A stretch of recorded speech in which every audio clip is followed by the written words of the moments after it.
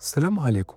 إحساسنا بالوقت حاجة غريبة جدًا مش كده؟ زمان كنا نحس إن اليوم طويل وإن الساعات دي مش بتعدي، كنا بنلحق نعمل مليون حاجة، لكن دلوقتي تحس إنك لسه قايم من النوم وفجأة لقيت الليل جه. طب السؤال هنا هو ليه إحنا بنحس بكده؟ وليه الوقت ما بقاش زي ما كان؟ وهل فعلًا الوقت اتغير والّا إحساسنا هو اللي اتغير؟ خلينا نرجع لأول القصة. فاكر وأنت صغير لما كنت بتصحى بدري جدًا من كتر الحماس اللي عندك بتلعب وبتعيش يومك، كمان كنت بتروح المدرسة وبتلعب مع أصحابك، ترجع البيت تعمل واجبك تتفرج على الكرتون وممكن كمان تخرج مع أهلك، وكل ده كان في يوم واحد بس. تحس إن اليوم كان فيه 48 ساعة مش 24 بس، لكن دلوقتي يوم بيعدي ولا أكنك رمشت. طب ليه؟ إيه اللي بيحصل؟ في كذا سبب وكل سبب ليه تأثير كبير على إحساسنا. تعالوا بقى نشرحهم واحدة واحدة. أول سبب هو الروتين القاتل.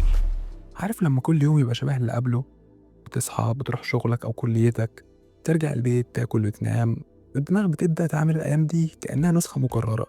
في اللحظة اللي حياتك بتفقد فيها عنصر اسمه الجديد، إحساسك بالوقت بيتغير وبتلاقي نفسك مش فاكر تفاصيل اليوم، لأنه ببساطة نفسه هو اللي عشته امبارح وهو اللي عشته قبله. تاني سبب هي التكنولوجيا اللي بتسرقنا. خليني أسألك، قعدت قد إيه النهاردة قدام الموبايل؟ يمكن ساعتين، 3 أو أكتر. أحيانا التكنولوجيا بتخطف انتباهنا بتخلينا ننسى الوقت. مثلا ممكن تبدأ تتفرج على فيديو صغير على اليوتيوب وفجأة تلاقي نفسك عديت الساعتين بتتفرج على فيديوهات شبهه، والنتيجة إيه؟ إحساسك إن اليوم طار غير ما تعمل أي حاجة مهمة. تالت حاجة التقدم في السن. عارف إن إدراكنا للوقت بيختلف مع تقدمنا للعمر. يعني مثلا الطفل اللي عنده 5 سنين سنة واحدة بس بالنسبة له بتمثل 20% من عمره، لكن لو عندك 30 سنة السنة دي مش أكتر من 3% من حياتك، وده ليه تأثير كبير على فكرة.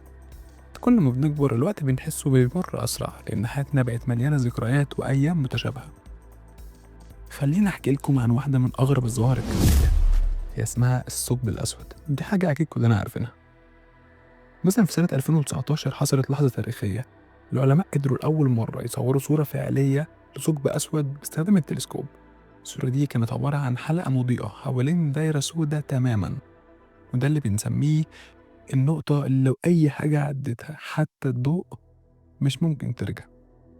طب إيه اللي بيخلي الثقب الأسود مهم للزمن؟ النظرية بتقول إن الجاذبية عند الثقوب السوداء قوية جدا جدا، لدرجة إنها مش بتأثر بس على المادة، لكنها بتأثر على الزمن نفسه. ده مش مجرد كلام نظري، ده معتمد على واحدة من أهم النظريات في العالم، وهي النظرية النسبية العامة لاينشتاين. إيه بقى اللي بتقوله النظرية دي؟ النظرية النسبية بتقول إن الزمن مش حاجة مطلقة لكنه بيتغير بناء على حاجتين: السرعة اللي بتحرك بيها والجاذبية اللي بتأثر عليك. عند الثقب الأسود الجاذبية بتبقى أكبر ما يمكن، بتبقى قوية جدا لدرجة إن الزمن اللي هناك بيبطأ بشكل غير طبيعي. لو كنت قريب جدا من ثقب أسود الوقت بالنسبة لك هيعدي أبطأ بكتير جدا مقارنة بشخص بعيد عنه. خليني أوضح لك أكتر.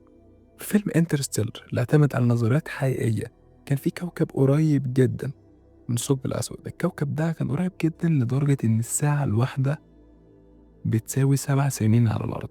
الفكرة دي مش خيال علمي بس، دي نتيجة طبيعية لتأثير الجاذبية على الزمن، والعلماء بيطلقوا على الظاهرة دي اسم التمدد الزمن. طب إيه اللي حصل فعلا في 2019؟ لما العلماء قدروا إن هم يصوروا الثقب الأسود بدأوا يدرسوا الحاجات الغريبة اللي بتحصل حواليه. مثلا المادة اللي بتدور حوالين الثقب الأسود وبتتحرك بسرعات رهيبة جدا، ده بيؤدي للظاهرة اللي قلنا عليها إن هي اسمها تمدد الزمن. لو تخيلنا إن أنت موجود في مركبة فضائية حوالين الثقب الأسود ده، الوقت بالنسبة لك هيبقى مختلف تماما عن الوقت عند حد على كوكب زي الأرض. الأغرب من كده إن أنت لو عندك شقيق توأم مثلا، واحد فيكم عاش قريب من ثقب أسود لمدة سنة والتاني عاش بعيد عنه، الفرق بين أعماركم هيكون واضح جدا لما ترجعوا لبعض. الشخص اللي كان قريب من الثقب الأسود هيكون لسه أصغر في السن لأن الزمن عنده كان أبطأ. طيب ده معناه إيه بالنسبة لحياتنا؟ الثقب الأسود بيورينا إن الوقت مش مفهوم بسيط زي ما بنعتقد، وإن إحساسنا بالوقت بيتغير حسب الظروف اللي بنعيش فيها. وده بيخلينا نسأل نفسنا، هل حياتنا اليومية مليانة ثقوب سوداء؟ زي التكنولوجيا والروتين، السرعة اللي بنعيش بيها ممكن تكون هي النسخة الأرضية من الظواهر الكونية دي. إزاي نتعامل مع ده؟ لو الثقب الأسود علمنا حاجة فإننا محتاجين نرجع نعيش ببطء، نستمتع بكل لحظة، ونفصل شوية بقى عن التكنولوجيا ونحاول إن احنا نغير الروتين بتاعنا. طب هل في حلول؟ أكيد. إحساسنا بالوقت ممكن يتغير لو غيرنا طريقتنا في التعامل مع حياتنا. أول حاجة اكسر الروتين، جرب تعمل حاجة جديدة، سافر لو تقدر أو حتى روح مكان قريب عمرك ما زرته. الحاجات الجديدة دي بتدي إحساس مختلف للوقت وبتخلي عقلك يسجل تفاصيل أكتر عن اليوم. حاجة افصل شوية بقى عن التكنولوجيا، جرب تخصص وقت كل يوم تكون فيه بعيد عن الموبايل والسوشيال ميديا. اطلع اتمشى، اقرا كتاب أو حتى اقعد مع نفسك تفكر. اللحظات دي بتساعدك تحس بإنك عايش اللحظة. تالت حاجة استمتع بالتفاصيل، بلاش تعيش مستعجل. لما تشرب قهوتك استمتع بكل بقى بتشربه. لما تتكلم مع حد ركز معاه واسمعه بجد. التفاصيل دي هي اللي بتخلينا نحس بقيمة الوقت. وفي النهاية الوقت هو أثمن حاجة عندنا، ودي حقيقة مش مجرد كلام. إحساسنا بيه هو اللي بيحدد إحساسنا في حياتنا نفسها.